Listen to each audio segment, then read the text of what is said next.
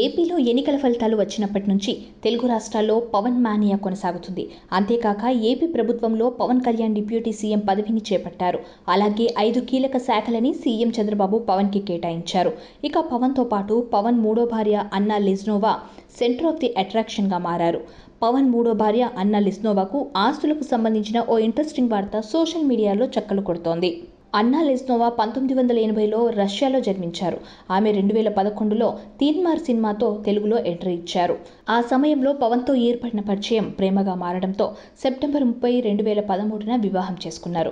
వీరికి మార్క్ శంకర్ పవనోవిచ్ అనే కుమారుడున్నారు.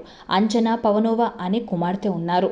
ఇక అన్నా లెజ్నోవాకు భారీగా ఆస్తులున్నట్టు సమాచారం. లెజ్నోవాకు సింగపూర్లో హోటల్తో పాటు రష్యా, సింగపూర్ రెండింట్లో ఆస్తులతో కలిపి దాదాపు 1800 కోట్లకు పైగా విలువైన ఆస్తులు ఉన్నట్లు సమాచారం. ఇందులో ఎంతవరకు వాస్తవం ఉందో తెలియదు కానీ అన్నా లెజ్నోవాకు ఆస్తులకు సంబంధించిన వార్త మాత్రం సోషల్ మీడియాలో వైరల్ అవుతోంది.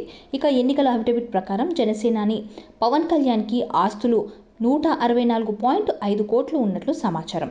అలాగే 64.26 కోట్ల మేర అప్పు కూడా ఉన్నాయి. అందులో వివిధ బ్యాంకుల నుంచి 17,56,84,453, వ్యక్తుల నుంచి 46,70,00,000 అలాగే సామాజిక సేవలకు, పార్టీ కార్యక్రమాల నిమిత్తం 20 కోట్లకు పైగా విరాళాలందించారు. పవన్ దగ్గర 10 కార్లు, ఓ స్పోర్ట్స్ బైక్ ఉన్నాయి. ఇదిలా ఉంటే అన్నా లెజ్నోవా సంతానం ఓవర్సీస్ సిటిజన్స్ ఆఫ్ ఇండియా అని అఫిడవిట్లో పేర్కొన్నారు. పవన్ కళ్యాణ్ భార్య అన్నా లెజ్నోవా రష్యాకు చెందిన మహిళ.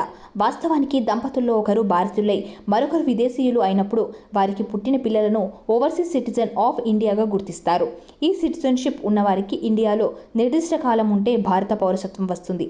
భారతీయులుగా ఉండేందుకు దరఖాస్తు చేసుకోవచ్చు. ఓవర్సీస్ సిటిజన్గా గుర్తింపు పొందిన వారికి భారత్లో లైఫ్ లాంగ్ వీసా ఇస్తారు. వారు ఎన్ఆర్ఐల మాదిరిగానే మన దేశంలో ఆర్థిక, విద్యా రంగాలకు సంబంధించిన సదుపాయాలు పొందొచ్చు. కానీ వీరికి ఓటు హక్కు మాత్రం ఉండదు.